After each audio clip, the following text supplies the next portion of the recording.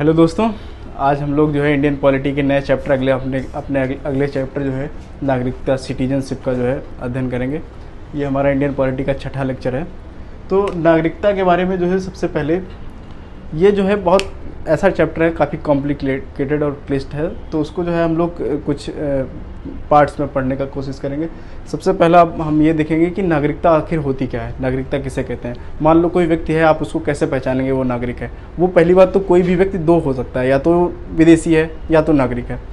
हमारे भारत के प्रत्येक नागरिक के अलावा जो भी व्यक्ति हम लोगों के लिए है वो विदेशी है। वो यहाँ का रेजिडेंट हो सकता है, मतलब वो बाहर से कहीं आया है, यहाँ पे रिहायशी रूप से रह सकता है, वो रेजिडेंट हो सकता है यहाँ का, लेकिन बाहरी व्यक्ति यहाँ का नागरिक नहीं हो सकता। या तो वो भारत का नागरिक है या तो फिर वो विदेशी है। तो कुल मिलाकर कोई भी व्यक्ति दो भागों में, मतलब दो तरह से समझ सकते हो उस व्यक्ति को, या तो वो विदेशी है या नागरिक है। ठीक है, विदेशी में भी हम दो प्रकार से उसको समझेंगे। सबसे पहला एक, या तो वो मित्र राष्ट्र का कोई व्यक्ति है और या फिर शत्रु राष्ट्र का।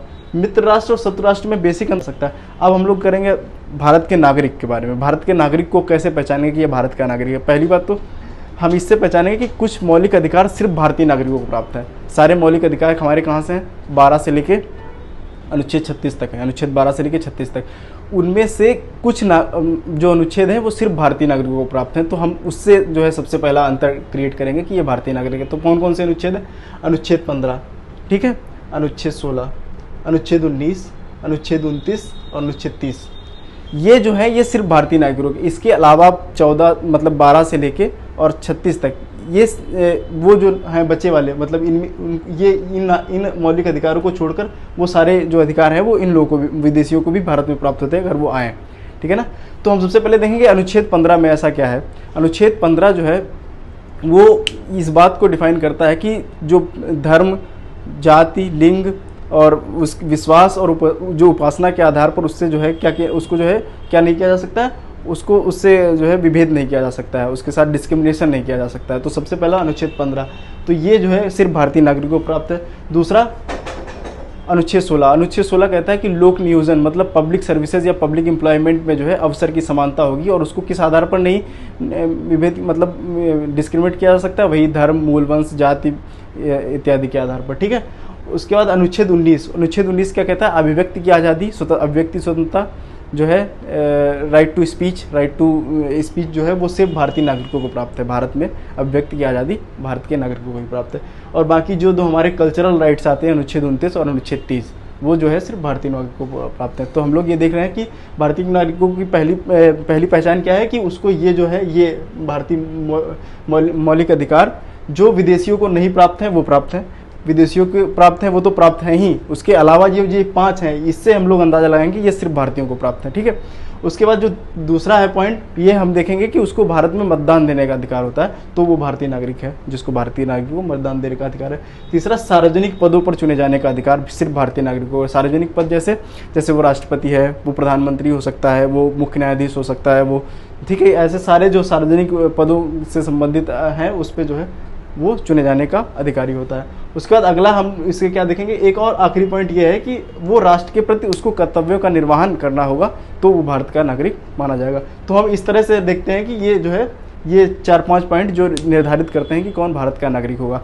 अब जो इस कॉन्स्टिट्यूशन में सबसे इम्पॉर्टेंट है वो संविधान का भाग 2, जिसमें भारत की नागरिकता का वर्णन किया गया। संविधान के भाग 2 में अनुच्छेद 5 से लेकर अनुच्छेद 11 तक जो है भारत के नागरिकता का वर्णन किया गया। सबसे पहली बात इसमें, और दूसरी बात आप ये याद रख लेंगे कि इसमें जो है अनुच्छेद भाग 2 के अनुच्छेद 5 से 11 में 1947 तक के नागरिकता का प्रावधान है। मतलब जो भी उस समय किसको नागरिकता दी जा रही है, कैसे दी जा रही है, कहाँ से दी जा रही है, उस समय के 1947 जिस समय भारत आज़ाद हुआ 26 जनवरी 1947 तक का ही प्रावधान है। उसके बाद के प्रावधान के लिए भारतीय संसद को इस चीज़ का अधिकारी मतलब प्राधिकार दिया गया, वो उससे संबंधित नियम और विनियम बनाए, उससे संबंधित जो है कानून पारित करे। तो सबसे पहले हम 5 से लेकर 11 तक भारतीय अनुच्छेदों को एक एक करके पढ़ने का प्रयास करेंगे। तो सबसे पहला अनुच्छेद 5 क्या कहता है कि ये अनुच्छेद 5 ये कहता है कि भारत का संविधान लागू होने के समय जो 26 जनवरी 1950 तक 3 शर्तों के आधार पर वो लोग भारत के नागरिक हो सकते हैं। सबसे पहला, वो व्यक्ति अब इसमें एक और अंतर आप लोगों को समझ लेना है कि जो इसमें भारत शब्द का अर्थ है ना, वो उस समय का अविभाजित भारत है। अविभाजित भारत मतलब उसमें भारत का भी पार्ट आएगा और पाकिस्तान का भी पार्ट आएगा। तो इसको जो है वहाँ, इसको वर्तमान समय की भारत की जो रेखा है, भारत का जो क्षेत्रफल है, उससे जो है कंफ्यूज करने की जरूरत नहीं है। तो ये उसमें जो भारत का जिक्र है उस आर्टिकल के उस मतलब उस भाग में, मतलब भारत के अनुच्छेद 5 से लेकर 11 तक के भाग में जो भारत का वर्णन है वो अविभाजित भारत का वर्णन है। ठीक है, तो अनुच्छेद 5 में क्या कहा गया है? अनुच्छेद 5 में 26 जनवरी 1950 तक 3 शर्तों के आधार पर भारत का नागरिक होगा। वो क्या होगा? यदि उसका जन्म भारत में हुआ हो, दूसरा भारत मतलब अविभाजित भारत, दूसरा माता पिता में से किसी एक का जन्म भारत में हुआ हो, और तीसरा जो संविधान लागू होने से 5 वर्ष पूर्व जो है वो अविभाजित भारत में रह रहा हो। ये अनुच्छेद 5 कहता है। उसके बाद अनुच्छेद 6 जो सबसे ज़्यादा इंपॉर्टेंट है, अनुच्छेद 6 कहता है कि अनुच्छेद 6 में उन लोगों के लिए नागरिकता का प्रावधान है जो पाकिस्तान से भारत आए। ऐसा हुआ है कि देश जब विभाजित हो रहा है, अविभाजित भारत जब विभाजित हुआ तो होता क्या है कि एक भारत जब कोई क्षेत्रफल, एक कोई देश जो है 2 टुकड़ों में बंटता है, तो कुछ नागरिक जो है वो इधर के उधर आएंगे, इधर से फिर उधर जाएंगे, तो उनकी उस समय की वजह से उसको अविभाजित भारत माना गया। तो अनुच्छेद 6 में जो है क्या कहा गया है कि जो पाकिस्तान से भारत आया हो, जो उस समय किस तारीख को, 26 जनवरी 1950 तक, जो पाकिस्तान से भारत आया हो और उसके माता पिता दादा दादी में से कोई भी है जो है वो अविभाजित भारत में पैदा हुआ हो, उसके जो संतानें होंगी या वो जो होंगे वो भारत के नागरिक होंगे। दूसरा बात, इसमें एक डेट याद रखने वाली है, वो ये है 19 जुलाई 1948। 1948 की डेट इसलिए महत्वपूर्ण है क्योंकि जब कोई भी व्यक्ति पाकिस्तान से भारत आ रहा है, इससे पहले जो लोग आ गए हैं, इसके पहले, इस डेडलाइन के पहले, उनको तो नागरिकता मिल गई थी, ठीक है ना। जो इस तारीख के बाद आए हैं उनके लिए ऐसा हुआ, जब विभाजन हुआ तो आप लोगों को पता होगा, जो है एक विभाजन विभीषिका हुई तो लोगों को मारा गया, ठीक है, काफ़ी मतलब नरसंहार हुआ। तो ये एक डेट निर्धारित की है। इससे पहले जो लोग आ गए थे वो तो भारत के नागरिक स्वतः ही हो गए थे पाकिस्तान से आए हुए। इस तारीख के बाद आने वाले व्यक्ति, 19 जुलाई 1948 के बाद भारत आने वाले व्यक्ति, उनको जो है नागरिकता देने के लिए 6 माह का जो है वक्त लिया गया। वो आए, 6 महीना रिफ्यूजी कैंप्स में रहे, फिर उसके बाद जो है पंजीकरण के द्वारा इनको जो है भारत की नागरिकता दी गई थी। तो ये अनुच्छेद 6 किससे संबंधित है? जो पाकिस्तान से भारत आए उन लोगों की नागरिकता से संबंधित है। अब फिर उसके बाद अगला अनुच्छेद है, अगला अनुच्छेद 7 है। अनुच्छेद 7 क्या कहता है? जो लोग पाकिस्तान चले गए भारत से, उनकी नागरिकता का क्या होगा, उनकी नागरिकता रहेगी या चली जाएगी, इससे संबंधित है। अनुच्छेद 7 ये कहता है कि जो पाक गया हो उसकी नागरिकता 1 मार्च 1947 के बाद जो लोग पाकिस्तान गए, ठीक है, उनकी तो नागरिकता चली ही गई, जो लोग पाकिस्तान चले गए। 1 मार्च 1947 के बाद जो लोग वहाँ गए थे और फिर वहाँ की उनको सिचुएशन नहीं समझ में आई, कोई व्यक्ति यहाँ से गया, फिर वहाँ से उनको लगा कि ये नहीं, यहाँ मेरा रहना ठीक नहीं, हम अपने हिंदुस्तान में ही ठीक थे। जैसे धार्मिक आधार पर कुल मिला के विभाजन तो भारत का धार्मिक आधार पर ही हुआ था ना। उसको इंडिया ने सेकुलर बाद में अपने आप को कहा और उसने जो है इस्लामिक स्टेट कहा। लेकिन जैसे कुछ मुस्लिम्स वहाँ गए, अब उनको क्या हुआ, उनको लगा कि नहीं, मुझे भारत में ही रहना है। तो वो क्या किए कि 1 मार्च 1947 के बाद जो लोग भारत आए, मतलब ये 19 जुलाई 1948 के बाद जो लोग भारत आए उनके लिए भी पंजीकरण के लिए 6 माह का जो है समय दिया गया। आप रिफ्यूजी कैंप में रहिए, ठीक है, और उसके बाद 6 महीने के बाद आपको भारत की नागरिकता मिल जाएगी। उससे पहले 1 मार्च 1947 से लेकर 19 जुलाई 1948 के बीच में वो उन लोगों के लिए कोई क्राइटेरिया नहीं था। वो जो, क्योंकि ये तिथि है ना, यही जो है बहुत महत्वपूर्ण है। इसी समय जो है ये तिथि इस वाली भी आपको दिख रही है 19 जुलाई 1948। इससे बाद में जो लोग इधर से उधर हुए हैं उनको 6 महीने के रिफ्यूजी कैंप में रहना पड़ा और फिर उसके बाद भारत की नागरिकता दी गई। तो अनुच्छेद जो 7 है वो संबंधित है जो पाकिस्तान गया हो और फिर वहाँ से वापस आ गया हो, उसकी नागरिकता से संबंधित। और जो लोग चले गए उनकी नागरिकता जाने से भी संबंधित अनुच्छेद यही है, और उन जो वहाँ से वापस आए पुनः मतलब भारत में आए उनकी नागरिकता से भी संबंधित जो है अनुच्छेद यही है। उसके बाद हम लोग अनुच्छेद 8 देखेंगे। अनुच्छेद 8 में क्या है? अनुच्छेद 8 जो है, जो उस समय जो भारत जो है अविभाजित भारत था, उसमें तो लोग रह ही रहे थे। उसके अलावा कुछ लोग ऐसे हैं जो विदेश में रह रहे थे, कोई ब्रिटेन में रह रहा है, कोई अमेरिका में रह रहा है। उसकी नागरिकता का क्या होगा? वो भारत के ही नागरिक है, उसकी नागरिकता क्या होगा, उससे संबंधित प्रावधान किए गए। तो अनुच्छेद 8 में जो है ये जो है जो दूसरे देशों में रह रहे थे उनकी नागरिकता के लिए ये प्रावधान किया गया, माता पिता या दादा दादी अविभाजित भारत में पैदा हुए, या तो माता पिता अविभाजित भारत में पैदा हुए या दादा दादी भारत अविभाजित भारत में पैदा हुए, और फिर वो चाहे वहाँ ही पैदा हुए हों जहाँ उनके माता पिता रह रहे हैं, तो उनको जो है भारत के, अगर वो भारत की नागरिकता चाहें तो भारत की नागरिकता ले सकते हैं। ये अनुच्छेद 8 हमने इसके स्टार्टिंग में ही ये बता दिया था कि जो ये प्रावधान है अनुच्छेद 5 से लेकर 11 तक, ये 1947 के तक के ही प्रावधान है, क्योंकि उसी समय तक की जो नागरिकता का जो जिक्र है वो भारत के संविधान में है। उसके बाद का अधिकार जो है भारत के संविधान ने पार्लियामेंट को दे दिया है कि उस पर कानून बनाए। उसके बाद हम लोग देखते हैं अनुच्छेद 9। अनुच्छेद 9 में क्या है, जैसे आप लोगों को पता है कि जब हम लोगों ने salient features of India constitution पढ़ा था, भारत के संविधान की विशेषता, तो उसमें हमने जो है पढ़ा था कि भारत में द्वैध नागरिकता मतलब डुअल सिटीजनशिप जो है उसका कॉन्सेप्ट नहीं चलेगा। तो अनुच्छेद 9 में ये कहा गया है कि जो लोग किसी दूसरे देश की नागरिकता ले लिए हैं किसी भी तरीके से, तो वो भारत के नागरिक नहीं माने जाएंगे। ये अनुच्छेद जो है 9 में कहा गया है। तो ये कुल मिला के अनुच्छेद 9 भारत के लोगों को नागरिकता देने से संबंधित नहीं है, बल्कि भारत के लोगों की, वो लोग जो किसी दूसरे देश के नागरिक हो गए हैं वो भारत के नागरिक नहीं रहेंगे, इससे संबंधित है। या जो लोग भारत के बाहर से भारत के नागरिक बने हैं वो उस देश के नागरिक नहीं रहेंगे। तो कुल मिला के इसका मतलब ये है। अनुच्छेद 10 क्या कहता है?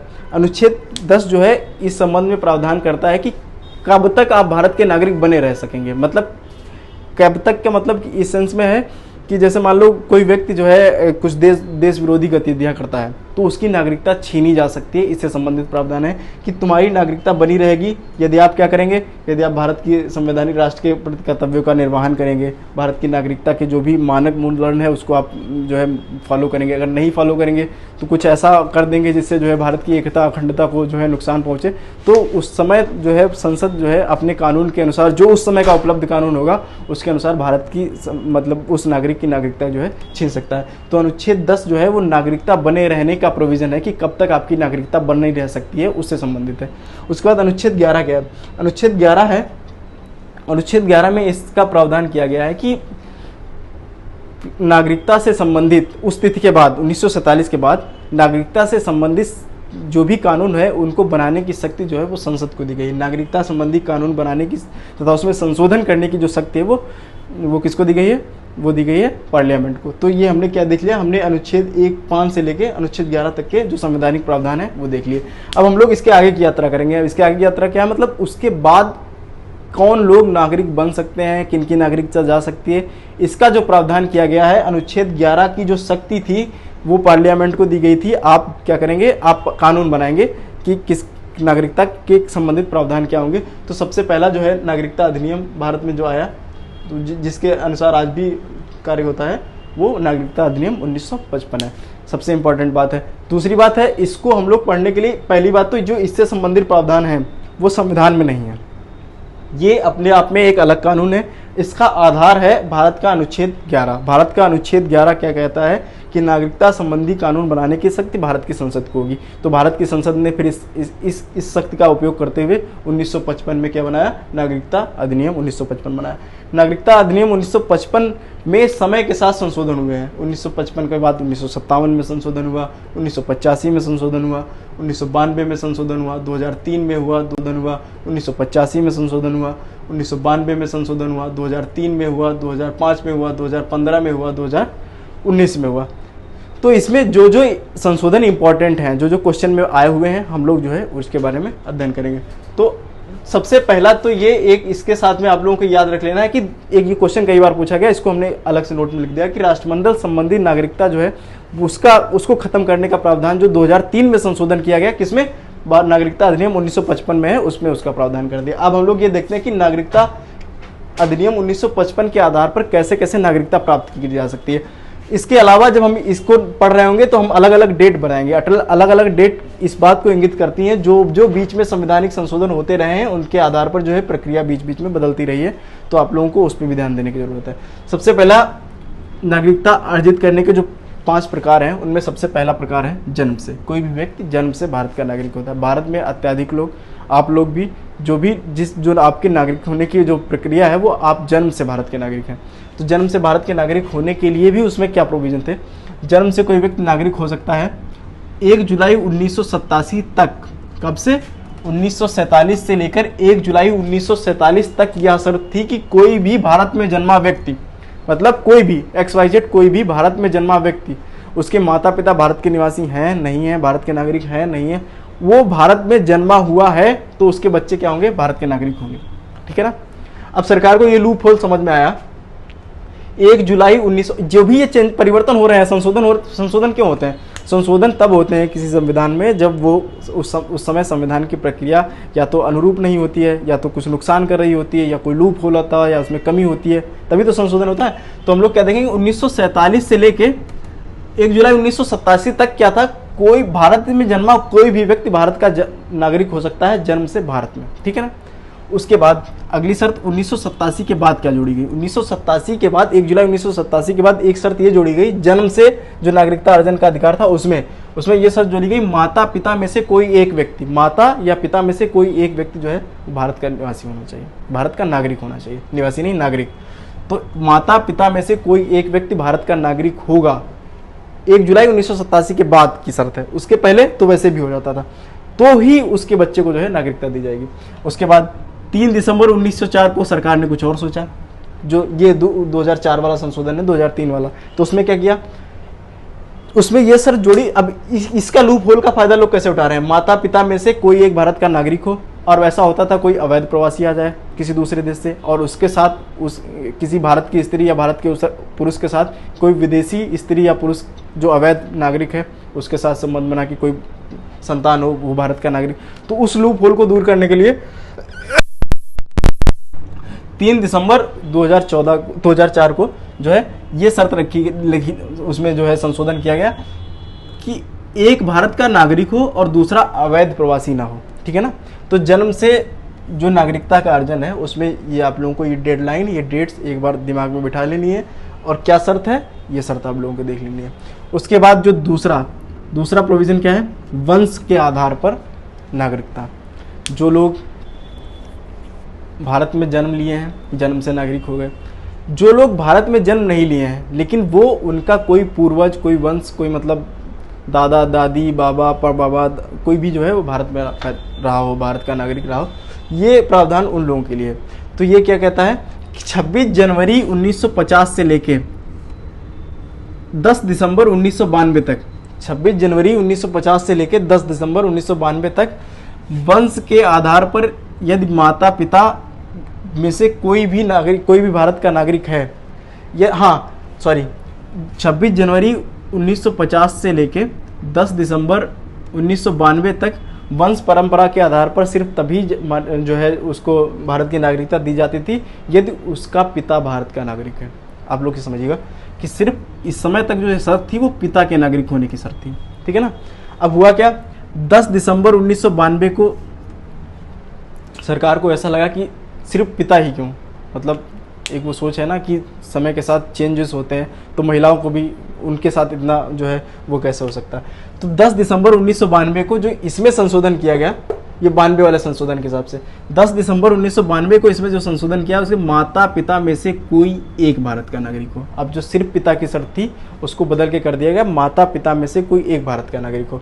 ठीक है। उसके बाद 3 दिसंबर 2004 को इसमें फिर से एक संशोधन किया गया, माता पिता में से कोई एक भारत का नागरिक हो, ये एक शर्त। उसके बाद इसमें यह भी कहा गया कि उसको 1 वर्ष के भीतर वो जिस भी देश में कहीं रह रहा है 1 वर्ष के भीतर वहां के स्थानीय कंसुलेट में जो है अपना उस बच्चे का रजिस्ट्रेशन कराना होगा। ठीक है ना।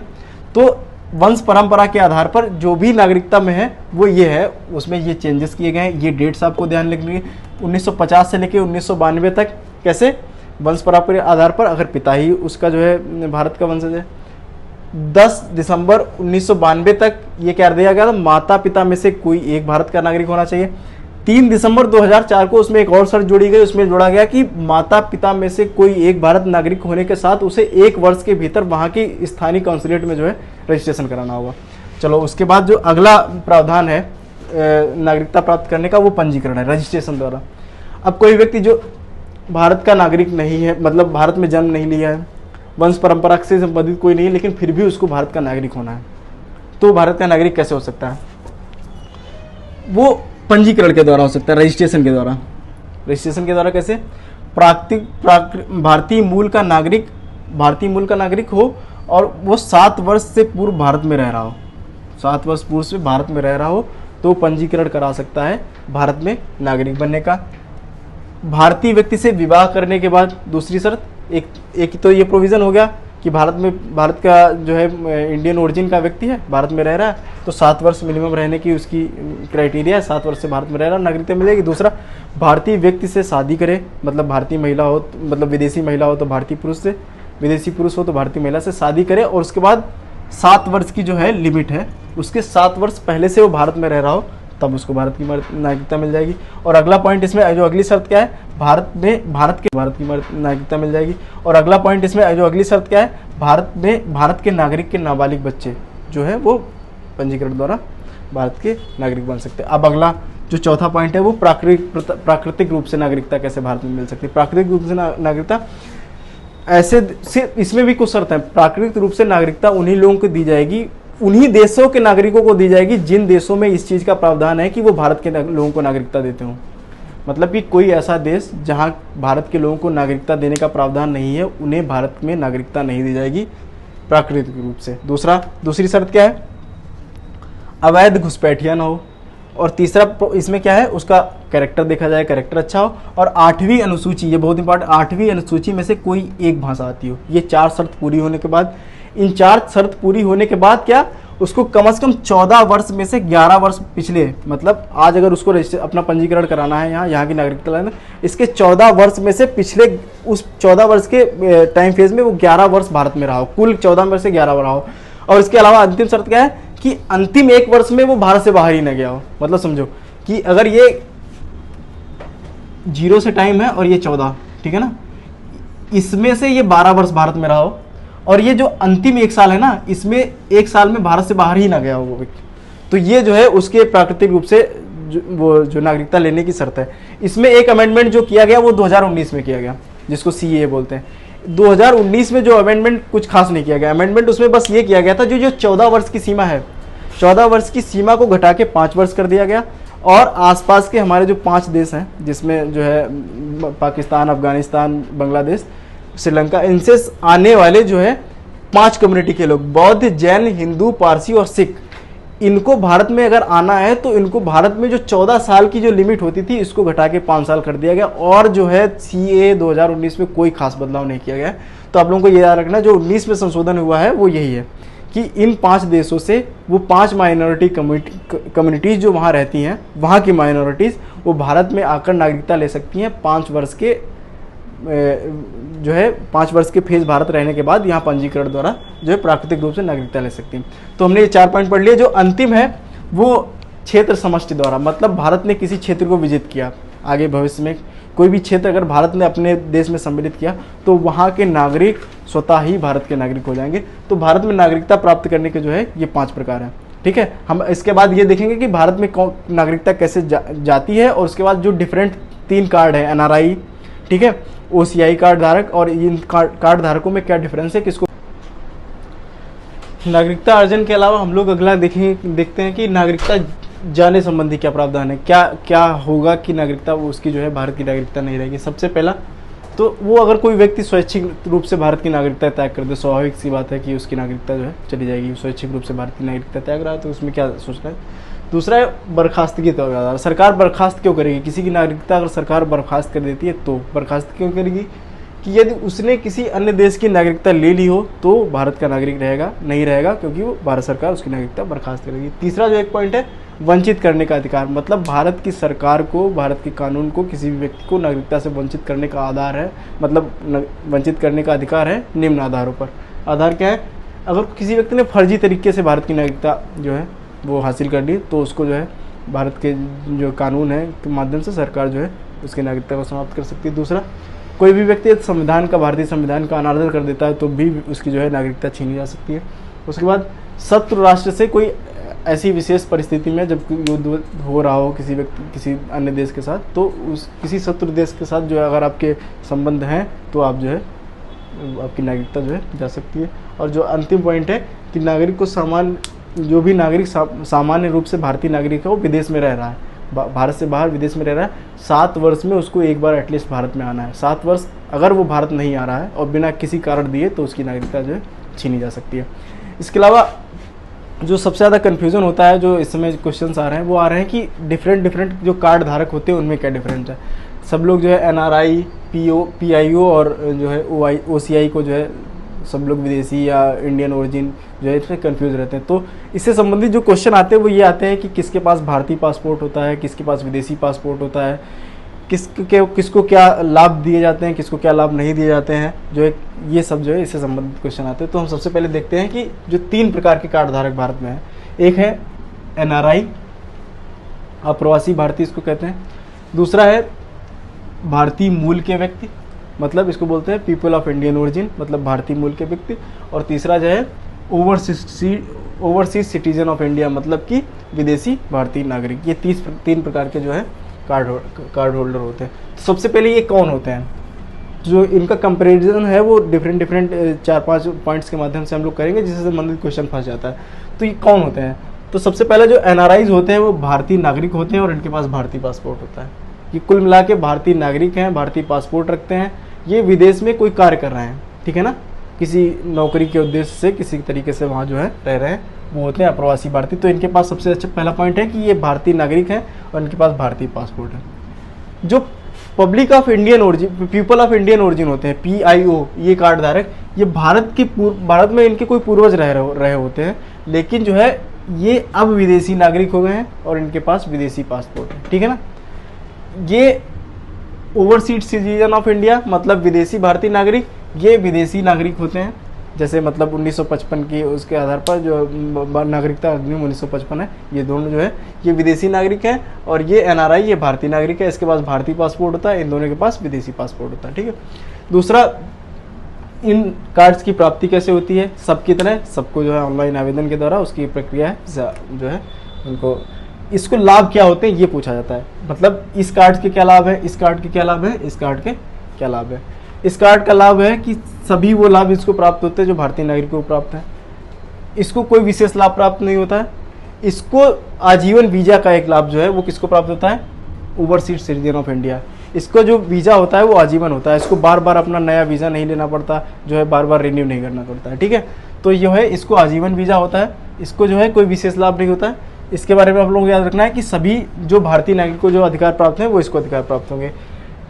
इसको क्या भारत आने के लिए किसको वीज़ा की आवश्यकता होगी, NRI भारतीय नागरिक है, इसको वीज़ा की आवश्यकता क्यों ही होगी, तो इसको भारतीय वीज़ा की आवश्यकता नहीं होती है। पीपल ऑफ इंडियन ओरिजिन अगर भारत आते हैं तो इनको नागरिक वीज़ा की आवश्यकता होती है, क्योंकि इनकी समय सीमा कम होती है। इनके वीज़ा में समय सीमा निर्धारित होती है कि कितने समय के लिए आ रहे हैं, किस उद्देश्य के लिए आते हैं, वो इनके वीज़ा में निर्धारित होता है। इनके पास बहुप्रविष्ट आजीवन वीज़ा होता है, किसके पास, ओवरसीज सिटीजन ऑफ इंडिया के। इनके पास बहुप्रविष्ट आजीवन वीज़ा होता है कि ये कभी भी आए, किसी भी समय आए, इनके पास भारत का वीज़ा जो है वो आजीवन होता है। लेकिन ये नागरिक विदेशी ही होते हैं, तो इनके पास आजीवन वीज़ा होता है। ये जब आएंगे इनको वीज़ा उतनी समय सीमा के लिए दिया जाता है। ये तो भारतीय नागरिक ही है, तो इसको वीज़ा की कोई आवश्यकता है नहीं। क्या स्थानीय नागरिक, मतलब ये जो है भारत में आएंगे तो वहाँ जहाँ जिस क्षेत्र में रह रहे होंगे उसकी स्थानीय पुलिस से इनको जो है अपना जो है इन्फॉर्मेशन शेयर करना पड़ता है कि क्या किस पर्पस है, इससे संबंधित इसको कोई इन्फॉर्मेशन नहीं शेयर करना पड़ता है। ये भारतीय नागरिक है, जैसा आप देखते आ रहे हैं, इसको वो सारे लाभ प्राप्त है जो भारतीय नागरिक को प्राप्त है। इसको अनुमति वहाँ की स्थानीय पुलिस से लेनी होती है यदि वह 180 दिन से अधिक रुक रहा है भारत में, तो इसको जो है क्योंकि इसका आजीवन वीज़ा है, बहुप्रविष्ट वीज़ा है, तो इसको किसी भी प्रकार की अनुमति जो है वो नहीं लेनी होती है। गतिविधियाँ या वह सभी गतिविधियाँ कर सकता है जो भारत के नागरिकों को प्राप्त है। इसको जो वीज़ा में इसके जो है जो इसकी वीज़ा में इसको जो जिस उद्देश्य से आया है उसको वो गतिविधियाँ करने का अधिकार है। ये कुछ विशेष गतिविधियों को छोड़कर जिनके लिए अनुमति की आवश्यकता होती है वो सारी गतिविधियाँ कर सकते हैं। जैसे भारत में आके कृषि कर सकते हैं, भारत में आके व्यवसाय कर सकते हैं, ठीक है। और जो है बाकी जो है कृषि व्यवसाय या कुछ उद्योग लगा सकते हैं। ये सारे काम जो है ये ओवरसीज सिटीजन ऑफ इंडिया जो है भारत में कर सकते हैं। तो इस तरह से आज हमने जो है नागरिकता क्या होती है वो देखा, नागरिकता से संबंधित संवैधानिक प्रावधान देखे।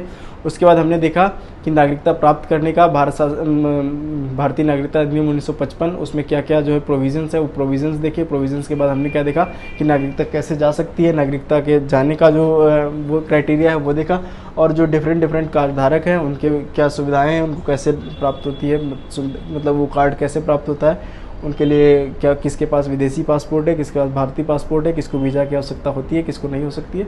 तो ये इस जो है ये मैंने लगभग ये जो है हम लोग का सिटीजनशिप चैप्टर जो है समाप्त हो गया। हम लोग नए वीडियो में अगले दिन मिलेंगे। धन्यवाद। जो भी कोई रिव्यू हो आप लोग ज़रूर बताइएगा। धन्यवाद।